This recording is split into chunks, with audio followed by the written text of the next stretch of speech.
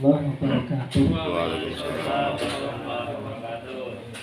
Liridha'illahi ta'ala wa bi syafa'ati Rasulillahi sallallahu alaihi wasallam wa ala kulli niyatin shalihatin wa ala ma nawa bihi salafun as-salihun. Al-Fatihah.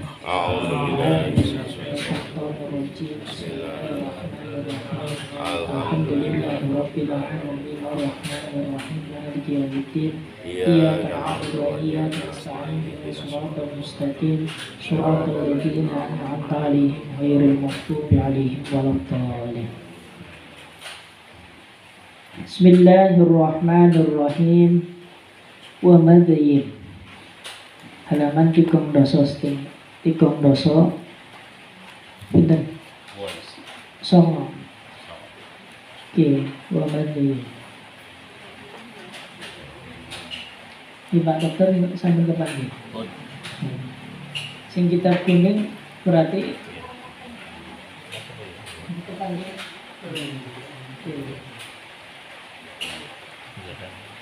ini wataniha taharati badan.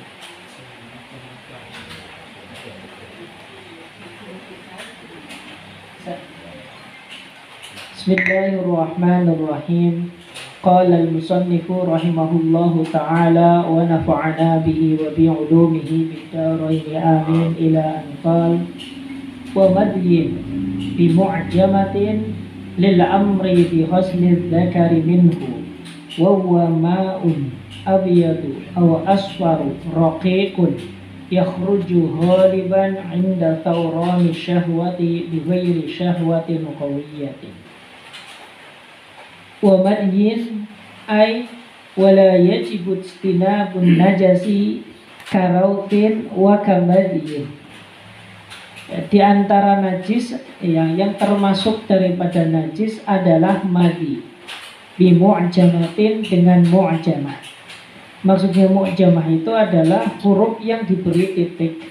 Kalau diberi titik 1 maka bahasa Arabnya biasanya mu'jamah. Kalau titiknya 2 biasanya pakainya fauqaniyah. Biasanya ini mu'jamah itu titiknya. Lil amri bi husli dzakari minhu, karena ada perintah untuk membasuh zakar dari madi. Wa huwa ma'un abyadu aw asfaru raqiqun. Adapun madi itu adalah air yang putih atau kuning, kemudian raqiqun tidak terlalu kental. Yakhruju ghaliban 'inda thawrani syahwati bi ghairi syahwatin qawiyatin. Yang keluar secara umum ketika adanya syahwat, bi ghairi syahwatin qawiyatin, selain syahwat yang kuat. Ya, jadi ini yang berikutnya yang termasuk di antara hal-hal yang najis itu adalah madi. Madi itu dihukumi najis. Kenapa ini dihukumi najis? Karena dulu ketika sahabat Ali itu pernah keluar madi, lalu sahabat Ali itu memerintah kepada sahabat Mughirah untuk menanyakan kepada baginda Nabi Sallallahu Alaihi Wasallam. Lalu baginda Kanjeng Nabi Sallallahu Alaihi Wasallam memerintahkan untuk membasuhnya. Maka perintah baginda Nabi Sallallahu Alaihi Wasallam untuk membasuhnya tidak lain ini karena memang madi tersebut adalah hal najis. Andai kata tidak najis, maka baginda Rasul itu tidak akan memerintah untuk membasuhnya. Ya, seperti sperma, seperti mani. Itu kan dulu ketika baginda Nabi Sallallahu Alaihi Wasallam mendapati sperma, itu tidak diperintahkan untuk dibasuh. Maka tidak perintahnya baginda Kanjeng Nabi untuk membasuh ini sebagai pertanda kalau hal tersebut bukan hal yang wajib dibasuh. Dalam tanda kutip berarti bukan barang najis. Karena apa? Baik perintah atau larangan yang muncul daripada baginda Kanjeng Nabi Sallallahu Alaihi Wasallam, maka ini akan memberikan dampak khusus di dalam hukum. Kalau perintah itu berarti nanti anjurannya larinya ke wajib atau mubah, larinya ke wajib atau sunnah.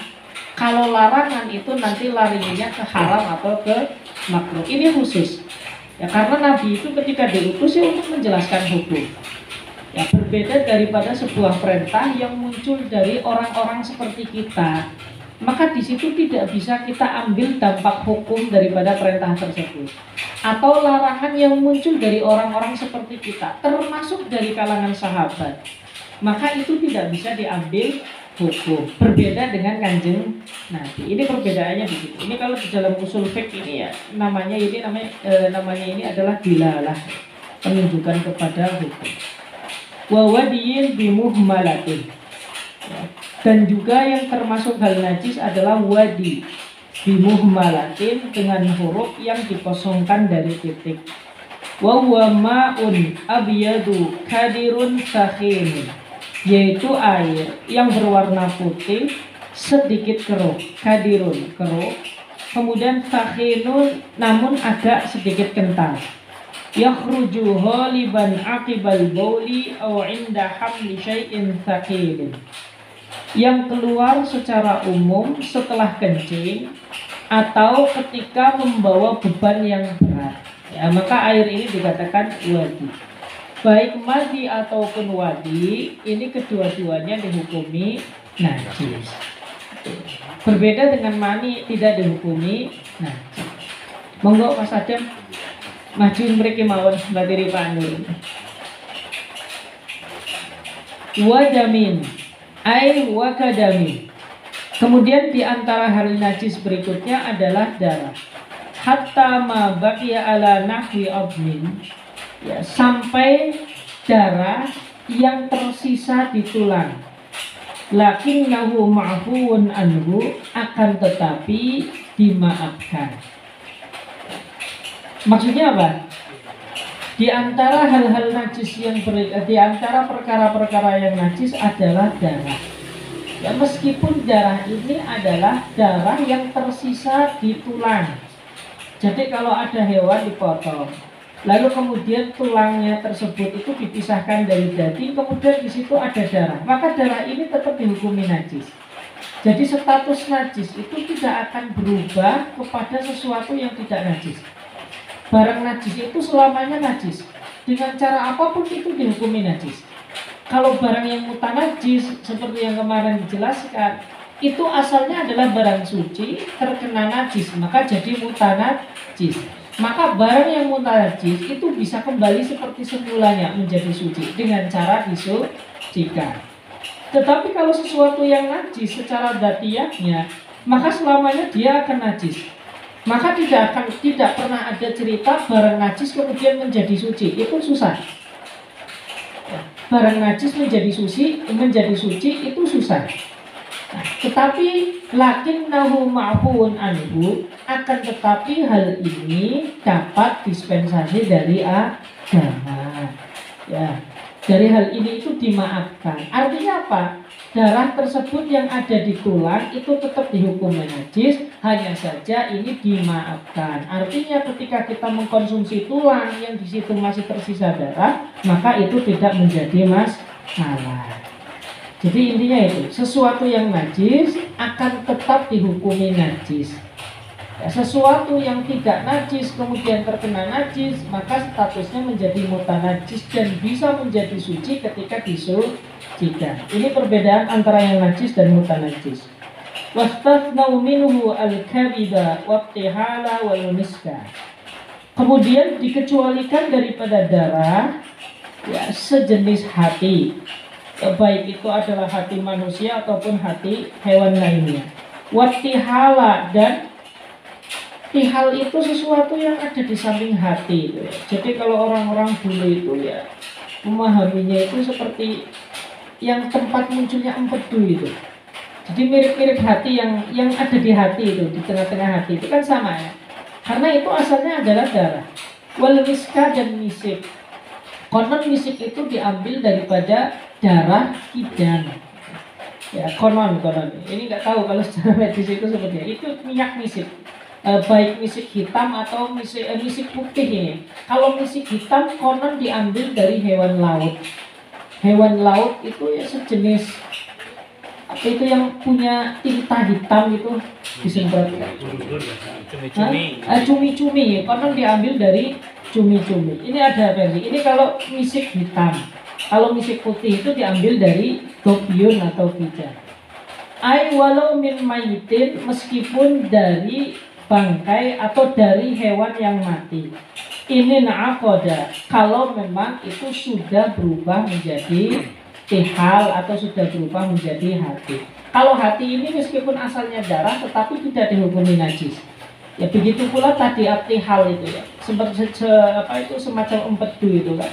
Tempat empedu itu yang ada di samping hati. Ini juga meskipun asalnya adalah darah, maka ini tetap dihukumi suci. Termasuk adalah minyak misik. Meskipun ini diambil daripada daripada hati kita, maka ini juga tetap dihukumi suci karena ini sudah berubah datiahnya. Jadi bukan dalam bentuk darah lagi. Sehingga ketika orang mengatakan ini hati atau darah, maka secara otomatis orang akan mengatakan kalau ini adalah hati. Maka itu sudah tidak najis lagi. Wal alaqata wal mudghata, termasuk adalah alaqah. Alaqah itu adalah kayak semacam sperma tapi yang sudah mengempal ya, yang sudah darah tapi yang sudah mengempal. Kemudian mudghah itu yang dari darah ini lalu kemudian berubah menjadi daging yang mengempal. Ini kan prosesi daripada terjadinya manusia. Wala banan kharaja bilaumi damin, dan juga susu yang keluar dengan warna darah. ASI baik dari ASI manusia ataupun ASI hewan yang keluar tetapi berwarna seperti warnanya darah, maka ini dihukumi suci. Dihukumi suci. Ya. Kemudian wadamu baydatin lam tafsud, dan juga darahnya telur yang belum merusak. Jadi kan telur itu kan di dalamnya itu kan ada putih-putih dan ada kuning-kuning. Ini secara asal ini memang berasal dari darah. Kemudian kan di dalam telur itu terkadang putihnya jernih, terkadang kan bercampur dengan darah yang membuat yang garis itu ada. Maka ini dihukumi suci. Kecuali kalau telur itu sudah busuk atau dalam bahasa Jawa itu endok bukan, yang memiliki bau yang luar biasa, maka ini baru dihukumi najis. Tetapi kalau masih dalam bentuk telur yang normal, maka itu tidak dihukumi najis. Nah ini yang perlu saya jelaskan. Kenapa di sini sedang membahas tentang yang nomor 2 daripada syaratnya sholat, kok kita berbicara tentang barang-barangnya najis? Karena kemarin salah satu di antara syaratnya sholat atau nomor 2 syaratnya sholat, memang kita harus terbebas dari barang-barang najis semacam ini. Nanti kan ketika barang-barang ini menempel di dalam pakaian kita atau di dalam badan kita atau berada di tempat sholat kita, maka sholat kita tidak dihukumi sah secara fikih. Kalau tidak dihukumi sah secara fikih, maka berarti sholat kita itu belum menggugurkan kewajiban sholat yang telah dibebankan kepada setiap mukallaf oleh agama. Makanya ini harus diperhatikan betul. Wa qaihin, dan juga nanah, li'annahu damun mustahil, karena ini adalah darah kemudian yang berubah menjadi yang telah mengalami perubahan. Ya ini juga termasuk najis. Jadi ketika ada orang terkena luka, maka kan biasanya di bagian dalam tersebut kan mengandung nanah. Jadi nanah yang kuning. Jadi nanah yang kuning. Ini dalam bahasa Arabnya namanya qoih. Kemudian wasodidin, dan juga nanah. Wa huwa ma'un raqiqun yukhalituhu damun, yaitu air yang sedikit jernih atau yang tidak kental, yukhalituhu damun, yang dicampuri dengan darah. Jadi kalau dalam bahasa fikih itu sodid itu adalah nanah yang bercampur dengan darah. Tetapi kalau qoihun itu adalah nanah yang murni, tidak bercampur dengan darah. Kedua-duanya najis. Maka dalam bahasa Al-Quran itu kan ketika yusqa mimma in sodid, kelak ya, penghuni ahli neraka itu bisa minum, kecuali minumnya itu ya tadi itu dari air nanah yang bercampur dengan darah. Kalau nanah biasa itu kan tidak memiliki bau yang begitu kuat. Tetapi kalau sudah sodid, nanah yang bercampur dengan darah, ini kan memiliki bau yang luar biasa. Ini hukumnya najis. Ini nanti juga ketika muncul di dalam tubuh kita atau mengena terhadap pakaian kita atau mengena kepada tempat di mana kita sholat, maka itu dihukumi najis. Wa kadza ma'u jurhin, begitu pula air luka, wa judriyin, dan juga air judrun itu kayak ini. Ketika orang terluka tapi dia itu meluap, itu judrun. Jadi kalau juruh itu adalah luka yang biasanya menembus, itu juruh. Kalau judrun itu kayak semacam luka tetapi yang pecah-pecah itu. Kemudian kan muncul air biasanya kan dari dalam tubuh. Wanaktin, dan luka yang bengkak. Naktun itu yang ini. Kalau orang melentung itu kan biasanya di dalamnya itu ada airnya. Ya, itu maksud daripada naktun. Ini juga dihukumi najis. Intahoyaro, kalau berubah. Berubah itu maksudnya kayak tadi kan naktun itu kan kalau orang habis kena palu itu kan biasanya bengkak. Awalnya kan merah. Kalau merah berarti masih hukumi suci, tapi lama-lama berubah jadi biru, kemudian di dalamnya ada darah yang membusuk, maka ini baru dihukumi najis. Kalau masih kalau masih biasa maka tidak najis. Kemudian orang yang kukunya cantengan, canteng ya, kalau baru merasakan sakit itu biasanya kan ketika kita plotot itu kan terkadang yang keluar air biasa putih, terkadang keluarnya itu sudah berubah menjadi nanah dan baunya tidak sedap. Kalau masih putih maka itu dihukumi suci, tetapi kalau sudah berubah jadi nanah maka itu dihukumi najis. Wa illa fama'uha thahirun, kalau tidak berubah maka airnya dikatakan suci. Ini diantara hal-hal yang najis. Tetapi saya katakan bahwasanya hal ini dikatakan najis ketika sudah keluar daripada tubuh kita. Orang tangannya bengkak, di dalamnya ada nanah. Selagi itu belum keluar ke dalam berupa permukaan kulit, maka itu tetap dihukumi suci. Tetapi kalau sudah keluar dari permukaan kulit, itu yang dihukumi najis. Makanya darah ketika masih berada di dalam tubuh kita, meskipun itu najis, tetapi itu suci menurut standar fikih. Dia dihukumi najis kapan? Ketika dia sudah keluar daripada tubuh kita, ya termasuk adalah kotoran, air kencing. Ketika berada di dalam perut, maka ini tidak disestatuskan najis yang bisa membatalkan sholat atau membatalkan wudhu. Tetapi ketika sudah keluar, baru itu dikatakan najis yang bisa mempengaruhi terhadap sah dan tidaknya sholat. Wa qai'i ma'idatin, dan muntahan yang muncul dari lambung. Ini muntahan. Wa illam yatawayyar, meskipun tidak mengalami perubahan. Artinya ya termasuk adalah utahan manusia ini juga dihukumi najis meskipun tidak berubah. Artinya masuknya dalam bentuk semacam itu, keluar juga dalam bentuk semacam itu, dan umumnya juga demikian. Wa huwa ar-raji'u ba'dal wusuli lil ma'idati walau ma'an, yaitu makanan yang kembali keluar setelah sampai ke dalam lambung, meskipun itu dalam bentuk air, maka ini dihukumi najis. Kenapa dihukumi najis? Karena di dalam lambung itu adalah tempat di mana najis itu ada. Maka ketika masih di dalam perut enggak jadi masalah. Termasuk makanan yang masuk ke dalam lambung atau usus-usus lambung, ini ketika masuk ke dalam ini nggak jadi masalah. Tetapi ketika keluar lagi, meskipun tidak lewat dua jalur, maka itu sudah masuk ke dalam lambung, yang mana di dalam lambung tersebut itu ada tempat penampungan daripada hal-hal yang najis. Maka ketika keluar juga dihukumi najis. Ini sebabnya demikian. Amma raji'u qabla al-wusuli ilaiha yaqinan aw ihtimalan fala yakunu najisan wala mutanajjisan.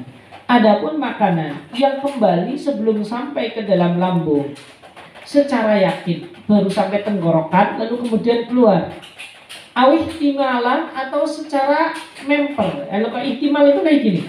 Ihtimal itu ya kalau kita sampai ke lambung maka kita akan merasakan hal tersebut. Tetapi kita baru merasakan, saya yakin betul ini tidak dari lambung, tetapi saya baru merasakan sampai dada. Tidak yakin. Ini dalam bahasa fikih namanya ihtimal.